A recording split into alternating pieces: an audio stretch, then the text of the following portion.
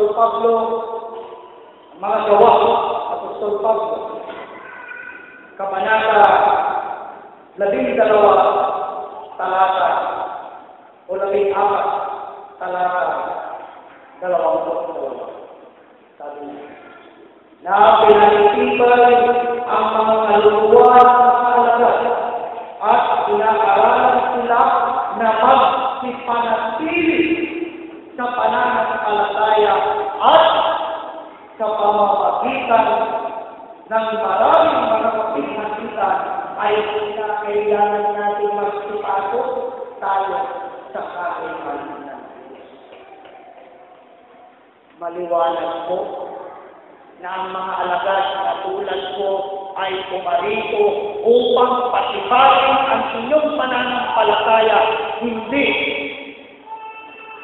sirain ang inyong hangarin. Ang pananampalataya nito may mga kumakatawan sa ating Panginoon upang patibayin at sabihin, ituro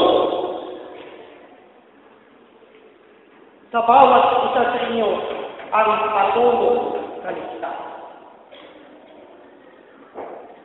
Kaya sinabi ng ating aklat, ang pagpasok sa kaharian, sabi niya, kailangan natin lampasan ang anumang pagsubok, ang anumang sumiranin.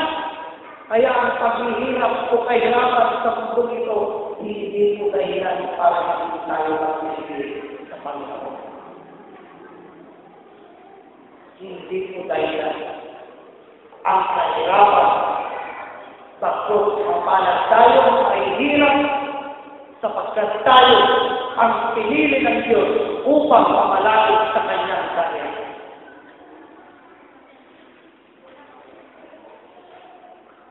Ano pa ang sabi ng ating mahal na Panginoon? Sabi niya sa pangalawang sulat, Apostol Pablo sa mga taga-Korinto, Kabanata 10, talata 7, ganito po ang mababasa. Magbigay ang bawat isa ayon sa itinagtaiya ng kanyang puso, huwag mabigat sa loob o dahil sa kailangan sapagkat iniisip ng Diyos ang nagbibigay ng masaya. Well, doon po sa pinanggalingan ko sa Mindanao. Noong kararating ko doon, sabi sa akin, magbayad ako kasi pinakailangan. Magbigay ako. Dahil yan, sabi pa, dahil yan. Hindi ko lang sila, yan lang. Ang lahat, ito po ang pakataan natin. Ang lahat ng pagsisilbi sa Panginoon, ang lahat ng ating gagawin sa pangalan ng Espiritu Santo ay huwag lang natin isusunod. Sapagkat nararapat ko lamang na tayo ang nilikha ng Diyos ay magsilbi sa lumikha kata. Walang dahilan, hindi mo pwede itumpag, Ama, bakit? Lumuluot ako sa iyong harapan, Ama, bakit? Binibigay ko lahat. Yun pala. Binibigay mo nga. Ngunit may kapagatan sa iyong kalooban. Sabi ng aklat, mas gugustuhin ng Panginoon ang may bukal sa puso na ibigay ang mga nararapat na ibigay. Ano ba? Kung wala kang itinalim, paano may aanahin ka? Sa lahat ng lang ko kayo tutukakin kung gaano katibay at katatag ang inyong pananampalataya sa akin. Tingnan mo. Hindi binigay ng Diyos ang obligasyon ng usado upang maghirap ang kausada. Hindi binigay, hindi pinagkatiwala sa inyo ang mga bagay na ito, ang mga responsibilidad natin upang tignan tayo, upang panoorin tayo ng ating mahal na Ama na nagsihirap. Ay kung gayon, kahit ako hindi ako magprognosado.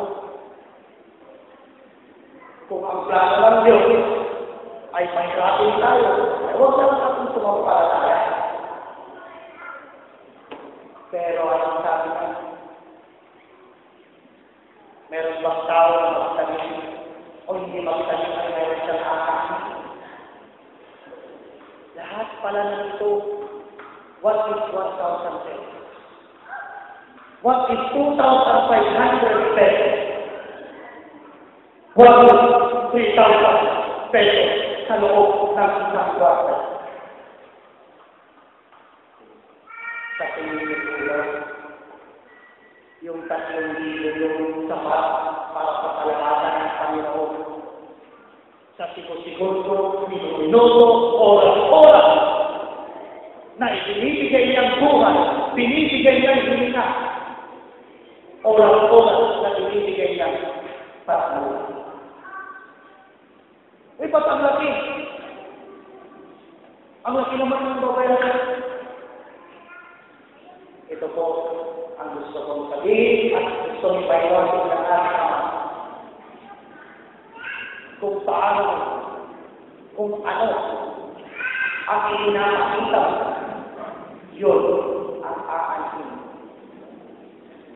May dalawang magsasaka. Yung isa, pagkatapos niyang hinahagis, ang mga buti, ganoon din sa kabila, pinabayaan yung isa, binigay ang oras niya. Dumating ang pag-aani, nainggit. Bakit marami sa kanya? Bakit ako dadalawa? Bakit siya ang dami? Sapagkat hindi niya binigyan ang lahat. Ang pananampalataya, ito ang ating daan. Pahulog sa kanya. Pagpatuloy na, sabi niya, sa Mateo, Kabanata 7, Talata 16, ganito po ang mababa. Sa kanilang mga bunga ay inyong mga kikilala sila, nakapuputi baga ng mga pula sa mga pinsan, walang mga higos sa mga bawasan. Gayon din naman, ang bawat mabuting punong kahoy na nagbubunga ng mabuti, datapwan ang masamang punong kahoy ay nagbumunga ng masama. Hindi maaari ng mabuting punong kahoy magbunga ng masama. At ang masamang punong kahoy ay magbunga ng mabuti. Bawat punong kahoy na hindi nagbubunga ay pinuputol at inihahawi.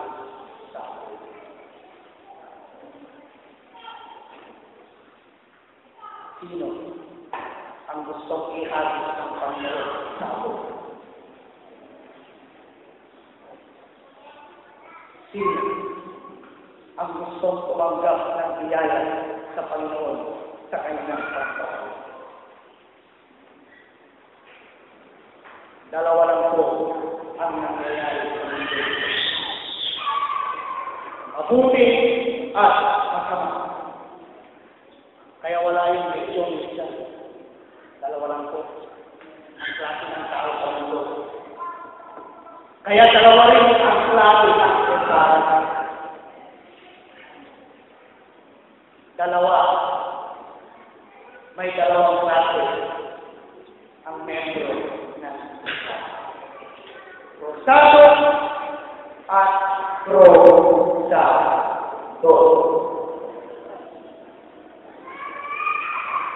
Rosado. Oo. Rosado. Pagtalito. Oo. Sumasampalataya ko sa Espiritu. Pagkalimot.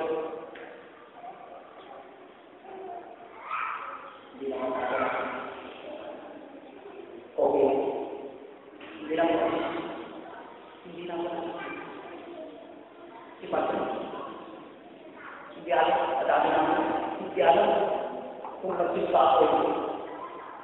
Si Padre, pwede niya nakita. Pero yung nag-utos sa kanya,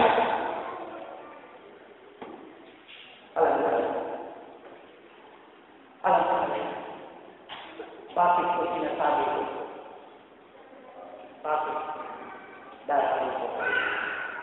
Pagpatuloy natin, ang sasabihin ko na naman sa inyo na lahat ng nasa inyo. Ito na. Sa mga tao na nakikinig, manumba sa Panginoon. Sabi ng Panginoon sa kanila, ang sasabihin ko na naman, at sasabihin ko na naman sa inyo na ang lahat ng nasa sa inyo ay pag-aari ko. Pag-aari ko ang inyong mga hininga, pati na rin ang buhay niyo. Pag-aari ko lahat ng nasa sanlibutan. Kung ito ang mabilang. Kung totoong mapagkakatiwala kayo, nararapat naman na magbigay kayo ng para sa atin na nagmamahal sa inyo. Tanong, mapagkakatiwalaan na ba tayo? Pinili tayo ng Diyos. Minarkahan tayo ng Diyos. Ang tanong, yung pinagkatiwala na sa atin, magagabal kaya natin ng tao. Kaya sabi ng mahal na Ama, kung tunay at totoo mapagkakatiwalaan kayo, nararapat naman na ibigay sa akin ang para sa akin na nagmamahal sa inyo. Di maliwanag. Ano yun? Sa panahon ng Ama, bawat ulo, isang sako ng pala. Kung 10 anak mo, 100 sila, nanganak ulit. Pero sa awan ng Diyos, may binibigay niya. Nakita ng Panginoong Jesus nung lumabas siya, masyadong naghirap ang mundo.